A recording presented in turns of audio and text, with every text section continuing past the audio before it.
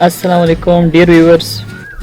आज की इस वीडियो लेक्चर में हम चैप्टर नंबर 2 जो कि है एटॉमिक स्ट्रक्चर, इसके एक्सरसाइज के MCQs को सॉल्व करेंगे। ठीक है, so let's start our video. The first MCQs is for which species Bohr theory does not apply. इसमें से आप लोगों ने बताना है कि इसमें से ऐसी कौन सी स्पीशी है या एटम है जिसके ऊपर बोहर थ्योरी जो है एप्लीकेबल नहीं है। तो अगर हम हाइड्रोजन की बात करते हैं तो इसके ऊपर एप्लीकेबल है क्योंकि इसके अंदर एक इलेक्ट्रॉन मौजूद है।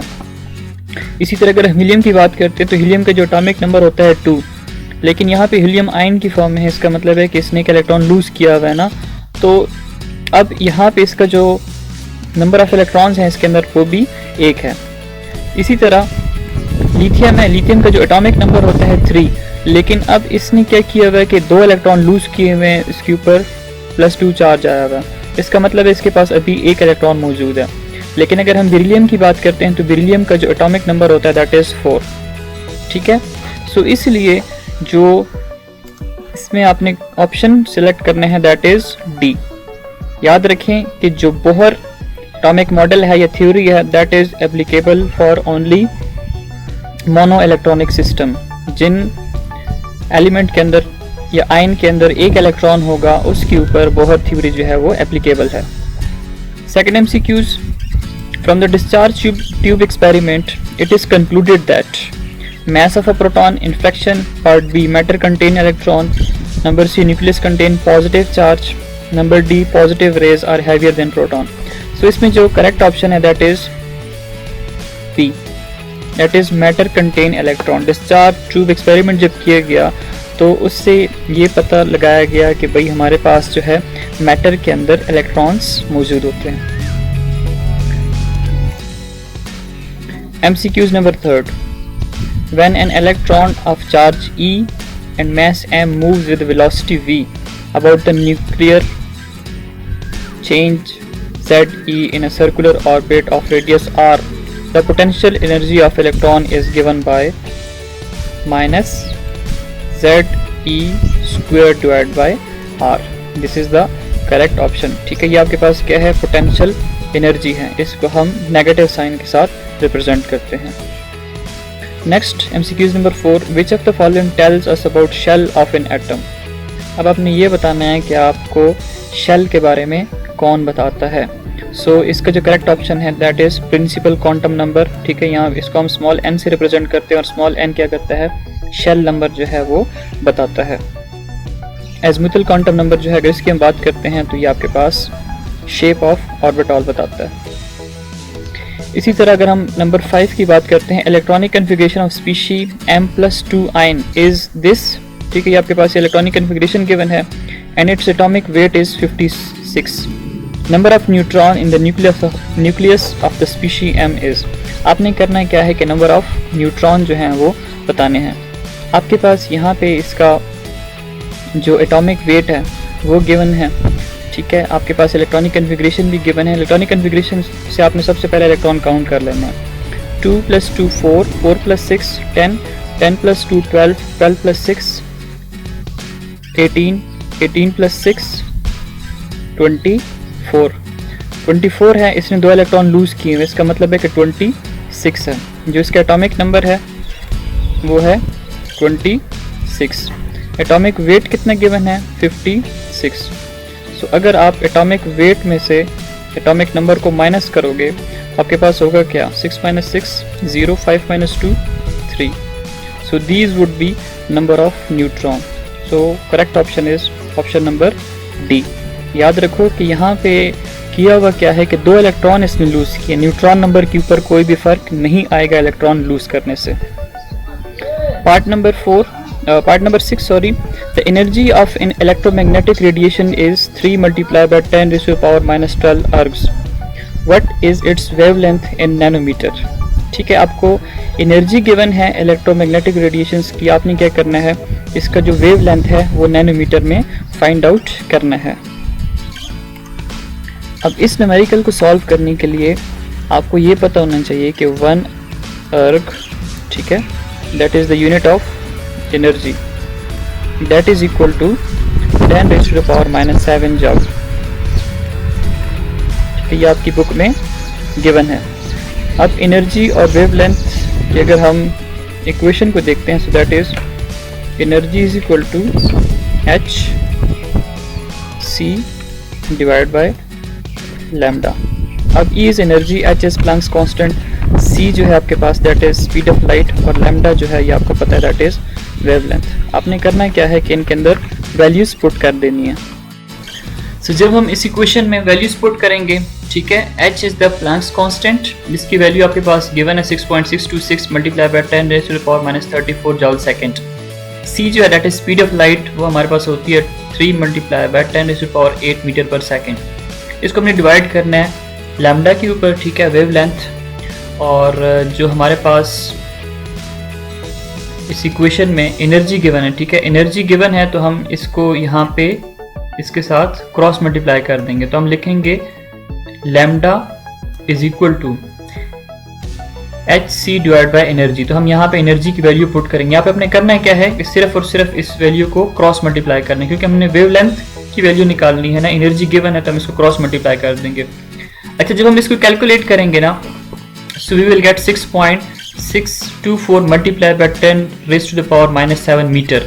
अब हमें जो आंसर चाहिए, हमें चाहिए नैनोमीटर में, तो ये जो पॉइंट है ये क्या करेगा, ये आगे मूव कर जाएगा। जब आगे मूव करेगा तो हमारे पास इसका फाइनल आंसर आ जाएगा 662.4 multiply by 10 raise to the power -9। अब हमें पता है कि 1 नैनोमीटर जो है that is equal to 10 raise to the power -9। तो हमारे पास फाइनल जो आंसर आएगा वो क्या होगा, 662.4 नैनोमीटर, ठीक है। जो 10 रेज़ टू द पावर -9 होता है ना, ये ऑलरेडी इक्वल होता है 1 नैनोमीटर के, तो हम इसको लिखेंगे 662.4 नैनोमीटर। सो करेक्ट ऑप्शन जो हमारे पास है that is option number D.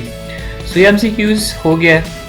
Next MCQs number 7, which of the following configuration is not correct according to होर्न्स रूल। होर्न्स रूल क्या कहता है कि आपने जो है पहले उन ऑर्बिटल के अंदर इलेक्ट्रॉन फिल करने हैं जो एम्प्टी हैं, उसके बाद क्या करेंगे, आपने फिलिंग जो है स्टार्ट करनी है। इसको अगर आप देखो तो ये करेक्टली फिल्ड है, यहाँ पे भी जो है तो करेक्टली फिल है, ठीक है। पहले एस ऑर्बिटल को आपने फिल करना है, फिर उसके बाद आपने पी ऑर्बिटल को फिल करना है। इसमें अगर आप देखो तो ये आपके पास मिस्टेक है इसके अंदर, ठीक है। आपने करना क्या है कि बजाय इसको यहाँ पे रखने के आपने इसको यहाँ रखना होता है। सो ये आपके पास जो है करेक्ट नहीं है, तो आपने इसी ऑप्शन को पिक करना है, क्योंकि आपसे पूछ रहे हैं कि नॉट करेक्ट। अच्छा, नेक्स्ट आपके पास है विच of the following statement is not correct. इसमें से कौन सी ऐसी स्टेटमेंट है जो करेक्ट नहीं है। अगर रेडबर्ग कांस्टेंट की बात की जाए तो उन दोनों की सेम यूनिट होती है, ठीक है, ये बात ठीक लिखी हुई है। 11 series of hydrogen spectrum occur in the ultraviolet region, UV region में होता है, ठीक है। ये भी angular momentum of the electron in the ground state of hydrogen atom is equal to h divide by 2 pi, बिल्कुल ठीक है ये बात भी। The radius of first Bohr orbit of hydrogen atom is 2.166 multiply by 10^18। अब ये आपके पास जो है ये करेक्ट नहीं लिखा हुआ, क्योंकि रेडियस जो है फर्स्ट ऑर्बिट का अगर हाइड्रोजन की हम बात करते हैं तो वो 0.529 नैनोमीटर होता है। नेक्स्ट आपके पास है which one of the following is not iso electronic. अब इसमें हमने ये समझना है कि आइसो इलेक्ट्रॉनिक पेयर कौन सा होता है। आइसो का मतलब होता है सेम, और इलेक्ट्रॉनिक आपको पता है ना कि इलेक्ट्रॉन से निकला है। सो इसमें आप लोगों ने वो पेयर्स बताने हैं जो कि एक दूसरे के साथ आइसो इलेक्ट्रॉनिक नहीं है। अब ये थोड़ा सा कंसेप्चुअल क्वेश्चन है, इसको हम समझने की कोशिश करते हैं 1 by 1। सो सबसे पहले हम ले लेते हैं फर्स्ट पेयर को। इसका मैं आपको बेसिक कॉन्सेप्ट बता देता हूँ। ये देखिए मैग्नीशियम है, ठीक है। अब मैग्नीशियम याद रखें कि जो इसका एटॉमिक नंबर है वो है 12, तो इसका मतलब इट हैव 12 इलेक्ट्रॉन। लेकिन यहाँ पे मैग्नीशियम जो है +2 चार्ज, इसका मतलब इसने 2 इलेक्ट्रॉन लूज किए हैं। तो इस 12 में से 2 को माइनस करोगे तो आपके पास 10 इलेक्ट्रॉन रह जाएंगे इसमें, ठीक है। मैग्नीशियम +2 में 10 इलेक्ट्रॉन्स रहेंगे। इसी तरह अगर हम बेरिलियम की बात करते हैं, सो बेरिलियम के ऊपर है +2 चार्ज। अब बेरिलियम का वैसे जो एटॉमिक नंबर होता है वो होता है 4। अगर ये आपके पास 2 इलेक्ट्रॉन लूज करेगा तो उसके पास इलेक्ट्रॉन कितने रह जाएंगे, 2 रह जाएंगे। तो ये आपके पास एक पेयर हमने सॉल्व कर लिया। अब दूसरे पेयर की हम बात करते हैं, नाइट्रोजन है। सो नाइट्रोजन के ऊपर चार्ज कितना है -3। अब नाइट्रोजन का जो एटॉमिक नंबर होता है 7, इसका मतलब इसके पास 7 इलेक्ट्रॉन होते हैं। अब यहाँ पे जो है आपके पास n -3 गिवन है, -3 का मतलब इसने 3 इलेक्ट्रॉन गेन किए हैं, तो 7 + 3 10 इलेक्ट्रॉन। ऑक्सीजन की अगर हम बात करते हैं तो ऑक्सीजन का जो एटॉमिक नंबर होता है वो होता है 8, इसका मतलब है ऑक्सीजन के पास होते हैं 8 इलेक्ट्रॉन। यहाँ पे ऑक्सीजन के ऊपर -2 चार्ज है, इसका मतलब है कि इसने क्या किए हुए 2 इलेक्ट्रॉन गेन किए हुए हैं। सो 8 + 2 10 इलेक्ट्रॉन्स हो जाएंगे जब ये O2 नेगेटिव आयन बनाएगा। अच्छा, इसके बाद थर्ड पेयर की अगर हम बात करते हैं तो थर्ड हमारे पास है नाइट्रोजन और फ्लोरीन। नाइट्रोजन अगेन हमारे पास है -3 चार्ज में। अब नाइट्रोजन को अगर हम देखें तो नाइट्रोजन का वैसे एटॉमिक नंबर होता है 7, लेकिन यहाँ पे -3 की फॉर्म में है, तो इसका मतलब इसने 3 इलेक्ट्रॉन गेन किए हुए हैं, तो 7 + 3 10 इलेक्ट्रॉन हो जाएंगे। अच्छा, इस तरह फ्लोरीन की अगर हम बात करते हैं तो फ्लोरीन में भी क्या हुआ है कि फ्लोरीन का जो अपना एटॉमिक नंबर होता है वो 9 है, इसके ऊपर -1 चार्ज है, इसका मतलब है कि इसने 1 इलेक्ट्रॉन गेन किया हुआ है, तो 9 + 1 10 हो जाएंगे।